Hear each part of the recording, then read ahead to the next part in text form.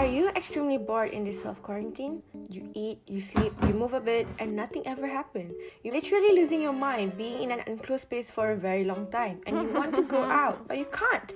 So you are only able to look out the window, savoring of what little of sunlight coming into your room forlornly. Go inside! Why are you guys outside? It's only when we can't go out, the weather is criminally beautiful. Spend hours just scrolling on Twitter, Instagram, and just changing between those two apps to the extent that the feed has no new contents because you kept on refreshing it. Feeling like you want to watch something, different, but you don't really know what to watch. You really just don't want to use your brain, which, my friend, I feel you on a spiritual level because you're really just tired but you want to do something. Or you're bored to death and you kind of want to use your brain intellectually but not like academically. You got tons of work but you don't want to use your brain for that. So, don't worry my friends. Life is deja vu. I got you. As the committed we I am, here are some animes I recommend watching during self-quarantine for the lots of us who have one brain cell and for us who have big brain. Hi everyone! Welcome back to my YouTube channel. It's Anne. As I promised, this video will be categorized into two types, which are animes that will not require you to use your brain. Basically, animes that are very lighthearted. And number two, animes that are big brains that not exactly require you to use your brain, but it's kind of like very brain stimulating. That sounded weird. Let's not think about that. So let's go on to the first anime.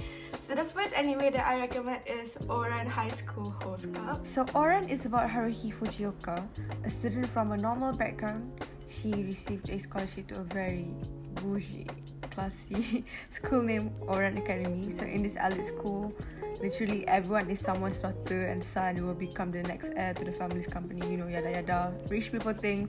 One day she wanted to find a place to study and all places were occupied, and then she came across an unused music room, and that is where she met the host club. So someone like her, it's a very rare breed in the school, so the members of the host club were very curious about her and they inspected her left and right.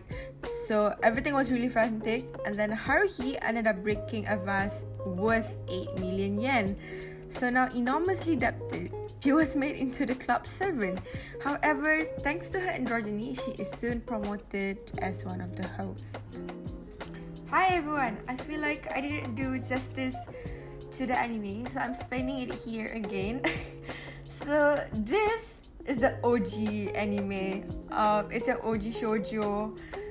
And reverse harem and romantic academy. It's very lighthearted and it's genuinely funny. The shenanigans they got into, just seeing Haruhi being so done with their bougie ass is like completely hilarious. She's like, damn, there's like rich people, and I'm like, yes, it's it, the rich. Go on, go do it. And I just love Haruhi's character. She's a very refreshing female character in the sense that she isn't like macam buat comel ke atau macam, you know, one of those girls yang macam lembik-lembik macam tu. Macam dia macam sangat interesting, and if I were to be a fictional character, I would choose to be her. And I really love Haruhi's character. I just think that her character is like really refreshing. Like she didn't try to be cute or anything. She's just like really, dia macam betul-betul tak kisah semua orang. And then when they asked her like why is she wearing, like all of this happened in the first episode, when they asked her like why is she wearing like a boy, and then dia pun macam, and then she said like, it doesn't matter, doesn't it, whether I dress masculinely or femininely. I think what matters is on the inside. And then I macam, wow. And I watched this anime when I was like 15, and the concept of androgyny ataupun androgynous, you know, still isn't clear to me. Everything is still traditional to me. Everything's like traditionally masculine or traditionally masculine. Traditionally masculine or traditionally feminine. I still tak tahu yang there is such thing as androgynous, and it opened my perspective to a lot of things. And then there's also a bisexual canon character, and mind you, this anime was like a long time ago, so there's a representation. And like, wow, I just love this anime, and I love Kyoya the most, and you'll understand when you watch the anime. and the main male interest is also very refreshing. It is so refreshing to have a male interest, macam the main male interest yang macam dumb, because like this is your shoujo, and usually shoujo anime, the male main interest will be like very cool, very stoic. But Tamaki senpai is like just this freaking dumbass. He doesn't think, and he doesn't think things through. It's like all over the place. But he's really kind-hearted. He's a really kind-hearted person. I just have to speak properly. And that is why I'm telling you to go and watch this anime. This was the anime that got me into anime. It got me hooked. And it holds a very special place in my heart. And I really recommend you to go watch it. And if you have extra time, please do read the manga. Read it from the start. Don't read it where the anime stopped, because the anime kind of changed it a bit. So just read it from the start. The manga is also very splendid. I love it. So back to the main clip. Bye. The next anime is Kaguya-sama Love is War. So basically this story is about this president and this vice president who already developed feelings for each other, but neither of them wanted to confess first because they don't want to lose in this war called love. I would always recommend this anime to anyone who wants a really light-hearted anime, and it also has been quite some time that I find a romantic comedy anime that is actually genuinely funny without sexualizing anyone or anything. The sound effects and the animation, it's top tier. It's actually really funny, and it's also really refreshing, and the characters are also lovable. There was also comedic elements, whenever the vice president did something really cute, and then there will be thoughts like marriage in the president's mind. So it's really funny. I really recommend everyone to go watch it. And also, if I'm not mistaken, the second season will be released this spring, though I'm not really sure when. I think it's next month. Yeah, I think it's in April. By the time this video is uploaded, it's probably already April. Yeah, but I also think the way that the first season ends, you don't necessarily have to watch season 2.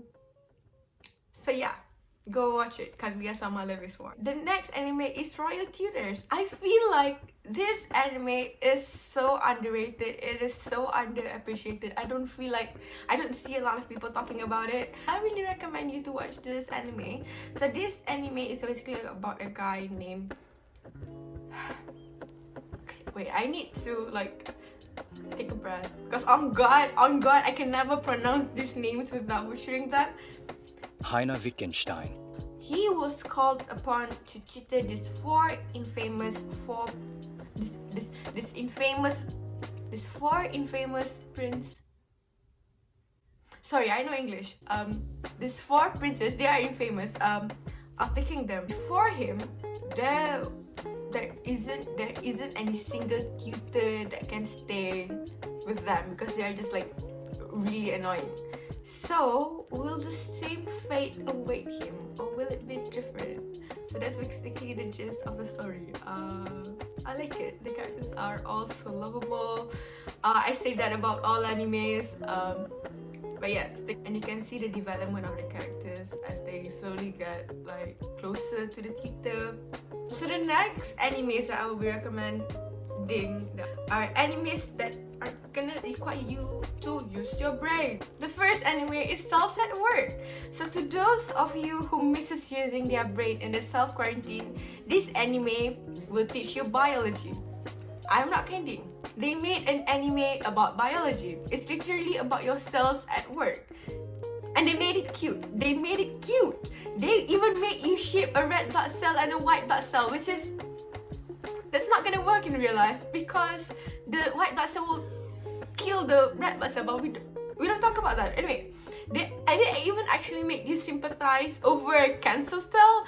Bro, the power this anime has. And he was also so handsome. It's illegal. And I have lots of friends who are pursuing medicine. So I so recommend this anime to y'all. I think it will make you feel less of a couch potato and kind of gets your brain wiring a bit. And I don't know what, because I'm like unabashedly a nerd. I enjoy this show. I even used this to study for IB. And I even managed to get my teacher to put one of the episodes on when we were learning about heart circulation. You know, the power I have. The power this anime have, out of the world. So the next anime is Kakegurui, Compulsive Gambler. So Kakegurui is about a school where in the day it functions just like a normal school. You know, they teach you academic things.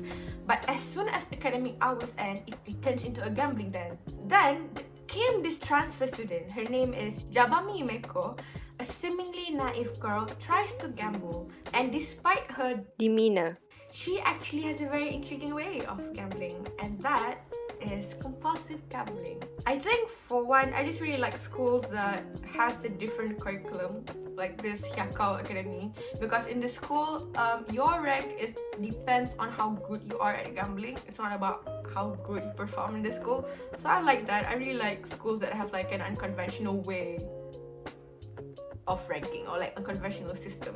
This anime, I think like the first episode is already enough for you to get hooked to the anime, because Jabami Yumeko is such an interesting character, and she's like, what I really like about her is that she's like really naive and cute, but she's like actually really scary too. So yeah, go and watch it. And it's also available on Netflix. A little warning though, this anime is a little ecchi, meaning ecchi means there's a little, I guess, playful sexual connotations / actions. I don't remember whether there are any sex threats. Oh yeah, there is. There's only one episode. It's like really short. But yeah, still it's disturbing anyway. So yeah, there's slight sexual references and innuendos, and the characters also get really turned on, like sexually turned on, when they are excited by the gambling. Some really weird shit, honestly, but it's very compelling and captivating. I really recommend you to watch this anime. So last but not least is No Game No Life. So No Game No Life is about your two main protagonists, Sora and Shiro. They are two step siblings that decided to exclude themselves from society. However, in the online gaming world, they are known as the undefeated player, Blank. So one day, they are challenged to a game of chess by an unknown player named Ted, and then suddenly they were transported to an alternate universe named Disboard. In this world, they resolve their differences by gambling. Another interesting thing to note is that due to the rules of this world, rule enforcement only occurs when the method of teaching, I meant method of cheating. Thank you. is acknowledged by the opponent. So this really allows the players in this world to cheat through discrete methods, and it's really interesting to see how they twist the rules in this world. One thing that I really appreciate is that they are clever characters, especially, you know, Sora and Shiro. They use sharp logic and forward thinkingness, and these siblings, they are so powerful. They're just so damn clever. It doesn't make any sense. They're just... So that's basically it. That's basically... I have to stop saying that. I've reached the end of this video. Thank you if you're still here. Thank you for watching till the end. I hope you will enjoy the anime that I've recommended, because I genuinely enjoyed it. I keep on saying that. I genuinely enjoy this anime. Obviously, of course I would recommend animes that I genuinely enjoy. Like, why would I recommend animes that I don't enjoy? Why am I? This is irrelevant. Anyway, I'll see you in the next video. Although, to be honest, I don't really know when will I upload next, because I'm going back to Malaysia and it isn't as easy as it is here for me to film, because my parents don't know that I have this channel, nor do I plan for them to know that I have this channel. And I'm going back to Malaysia for like 5 freaking months because of this, say it with me people, virus. So I honestly don't know how am I going to upload in the future. So I'm really like trying to scramble a lot of contents and film them before I go back just next week. This is unimportant. Why am I telling this? But anyway, that's it for the video. Thank you for watching this video. Bye bye.